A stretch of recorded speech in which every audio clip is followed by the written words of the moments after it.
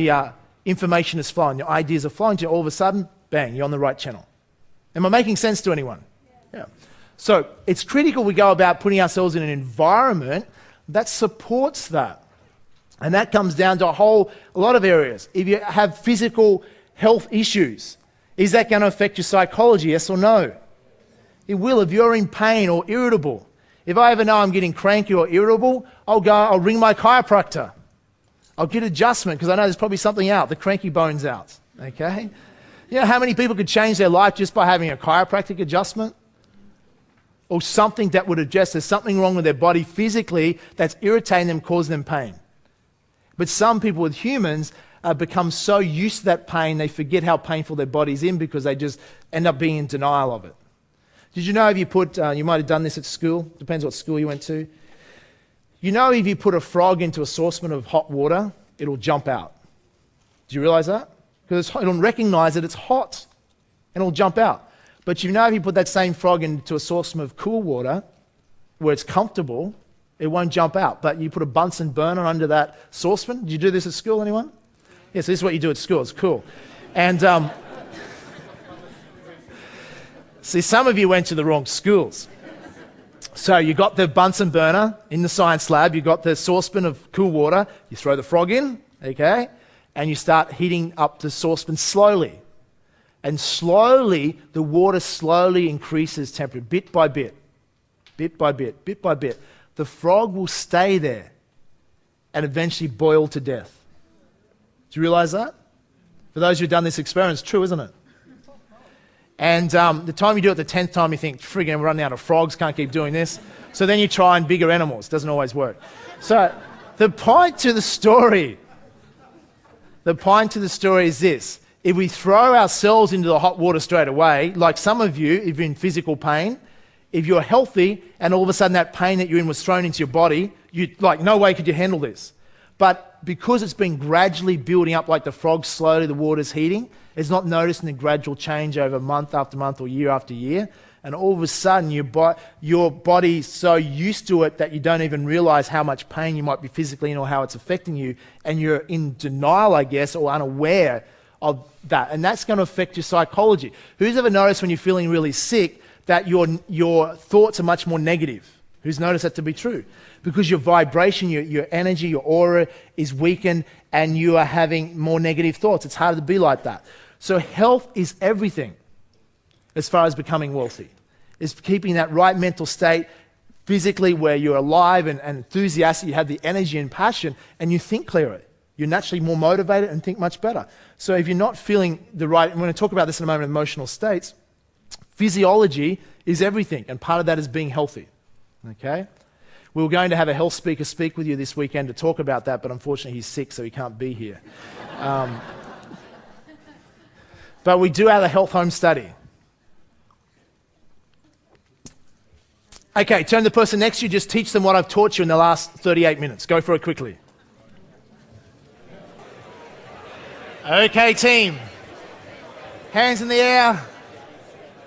Stretch up nice and high. To the side, big moan. And the other side, big moan. And leaning back, big team moan. And forward, sexual moan. Some of you are like, what's that again? Is this making sense so far? So we're looking at the way that we can improve our life in a different way, is that we recognize in this session that 2/3 of the iceberg is underneath the water, and that 2/3 is your environment you're in on a consistent basis, on a day-to-day basis. So you can change everything else about your life, but if you don't change your environment, then it's unlikely long-term your life will change much. True? But the flip side of that, if you change your environment, then long-term your life can change significantly. Now that's if you want to change your environment. Now what do you mean by that, Jamie? Should I sack all my negative friends, dump all my poor ones, write them a letter and say, look, you're simply not rich enough to hang around me anymore? I've been in Jamie McIntyre's seminar, he told me to tell you, go shove it. It's not highly recommended, no. The point is just to become consciously aware of your surroundings and consciously aware of the way you live life. So what I started to do many years ago was consciously choose I spend my time around. So I'd gravitate more towards people that had strong values, that had a strong commitment to their future, had a sense of purpose, that were performing very well, producing results in their life, because one, I could learn off them, and two, they would hold me to a higher standard. So I'd gravitate more towards those people. I'd spend less time with other people, people that were maybe not serving me or negative or really didn't have my best interests at heart. Why hang around them? Okay? So I gravitated more towards that. I also changed where I didn't allow what other people said to really worry me. So if you want to become wealthy, you really want to jot this down, you need a thick skin. The biggest thing that stops most people from becoming successful is they're ruled by the committee called they. What they said or what they will say. Who gives a shit what they say anyhow? It means nothing. In other words, if you're going to be a leader and to become successful, that's what you're becoming, is a leader. Someone that's going to stand out amongst your circle of friends, your peer group. To become a leader is where you have to have a thick skin and not worry too much what other people say. Well, I was taught by my mentor, what other people think of you, Jamie, is none of your business. And he also said, most people don't think, so don't worry about it. And he was being smart, but actually there's a lot of truth in that. Most people, you know, the book is called Think and Grow Rich. If we think we grow rich, most people don't actually take the time to really consciously think in their life. So what other people think of you is none of your business, because you don't control that, do you? Once again, it's like trying to rush off the aeroplane. You don't control getting off any quicker. You have to wait till the door opens. So anything that you don't control, let go of. So what other people think is none of your business, the sooner you can let go of that, the faster you'll move on. People that are least successful, they're worried about, oh, if I do this, I better check with everyone else and see if they think it's a good idea. If everyone else thinks it's a good idea, then I might do it. But how come everyone else isn't doing it? If it was this simple, everyone would do it. You know? So they miss out on the opportunity. Why you have the opportunity in Australia and these countries to do exponentially greater than other people is the fact that most people won't do it. I used to get frustrated by that. Why isn't everyone doing it? And then I used to want to help everyone become wealthy.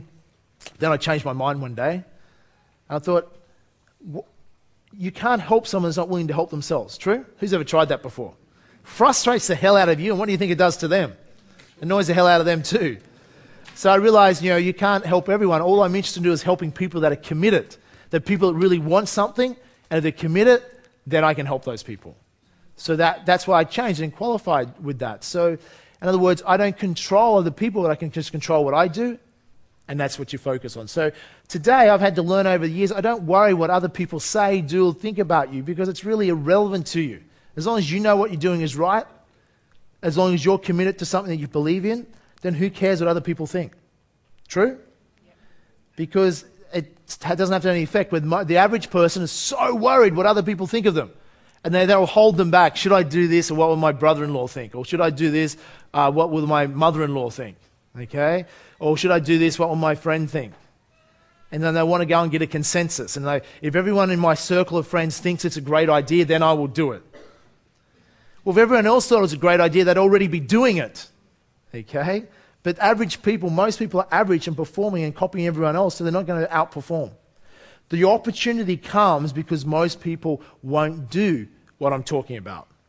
And instead of getting annoyed by that, you should get excited by that. That gives you the opportunity to earn exponential amount more than the average people in society. Is that fair enough?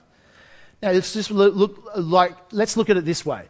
If you'd spent 6 years at university to become a neurosurgeon and build a neurosurgeon practice, and you're making $500,000 a year, can someone that quit school, never went to university and is a garbage collector, bitch and moan that they don't get paid enough, they're earning 50 grand a year and you're earning 500,000 a year? Can they say it's not fair? They could say that, but it's not. You wouldn't give them any credence, because it's like, no, this neurosurgeon's gone develop this skill, spent all this time and money to get that skill, and is adding value to society that less people can do. Because your income, you want to jot this down, it's a quick lesson for you. Your income in society is determined by how much value you add and how few other people can do what you do. Do you realize that? How much value you can add and how few other people can do what you do. So if you can develop a skill such as an investment skill, most people can't invest. They're paralyzed by fear. If you develop the ability to be a good investor, then you have a skill that you can monetize for a large amount of money, because so few people have it. You can add value, and it's a skill that most people don't have. Okay? A garbage collector. Who could qualify as a garbage collector in society? Everyone. It's a valuable skill, still adds value. Someone has to clean up the garbage, but anyone can do it. Therefore, it's divided amongst a large amount of people who can do it. That's why garbage collectors don't get paid as much as neurosurgeons. Make sense? And that's fair enough. That's the way the world works. By you committing to time, energy, and money in developing financial skills that other people could learn but aren't prepared to invest the time or money and effort to do, then you have a skill. And if you apply that skill, do you deserve to earn a disproportionate amount of money than the rest of the people in society? Yes or no? Yes. Absolutely. Okay? And that's just the way a free market economy is, and I think that's great. That's the way it should be. My simple rules is, if I want to make more money, I simply say to myself, Jamie, how do you add more value? You want to make more money, you want to add more value. So if you're not making as much money in your life as you'd like right now, I'm going to suggest to you that you're not adding enough value to society. How can you say that, Jamie? I just did.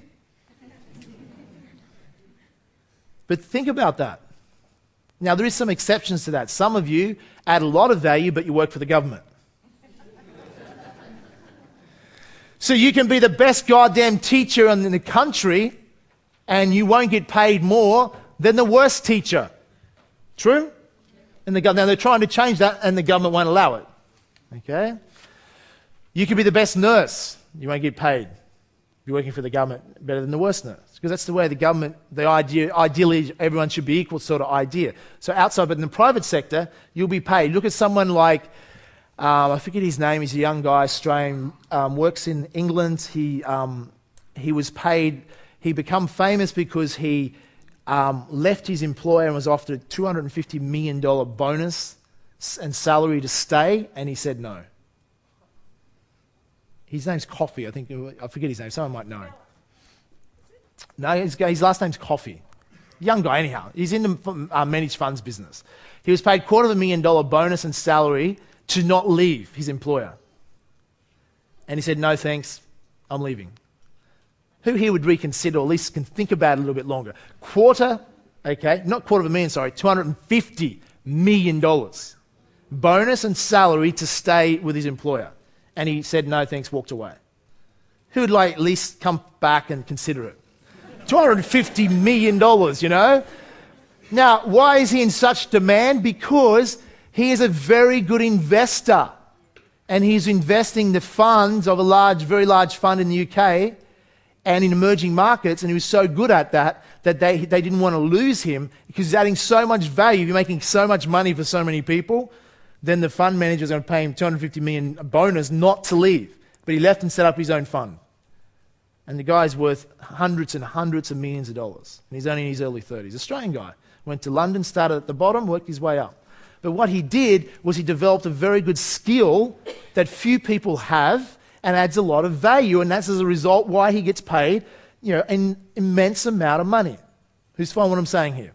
Now, there is some discrepancies. We look at Wall Street today and the credit crisis, and when that alignment is out where people are making obscene amounts of money but aren't adding value to society, then that leads to a crash because it's not sustainable behavior. It's not a sustainable pattern. And in Wall Street, you see that, where bankers, etc., making obscene amount of money without adding value, and that will lead to a crash. Same thing happened in the roaring 20s, 1920s. Is it true? Everyone was making an absolute killing in the share market. Everyone was into it. But a lot of people then stopped working, they stopped adding value, stopped doing things in society, and excess, etc., and all come tumbling down. Because once it goes off the law, you must give, you must add value, you must contribute to society, and in return you get reward for that. If that gets out of whack, then it's not sustainable, is it? And then you'll have a crash. Making sense? So same thing with yourself. If you can build up and make a lot of it, you stop adding value to society, then that can cause a crash. And that happens to a lot of people. Making sense? So environment is critical to changing all that, and we'll talk about that more this weekend. But if I want to say, well, if you want to change some things in your life, change some things in your life. One of my friends, I was saying, I said, look, just move out of your house.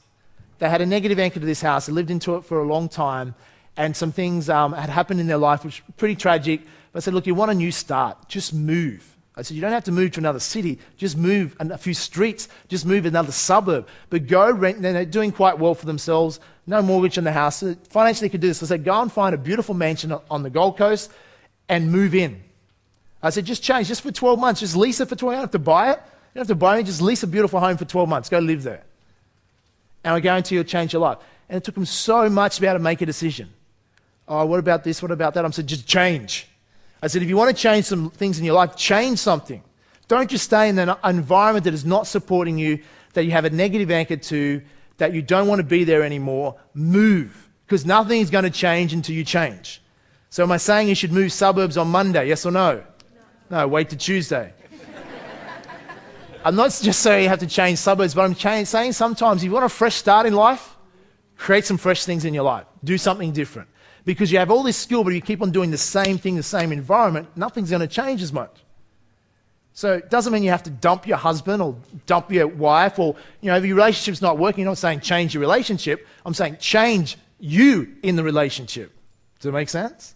You change. Because you can't control the other person. Most people focus all their energy on trying to change, trying to get off the plane too quick, trying to change the other person. Does that work? No. The fastest way to change the other person is, guess what? You change. Because you're in a cybernetic loop. By you changing, automatically create change the other person. Doesn't mean they'll necessarily change the way to the full extent you want, but you can't control that. You've got to be unattached to that. But you change, I guarantee you'll create a change.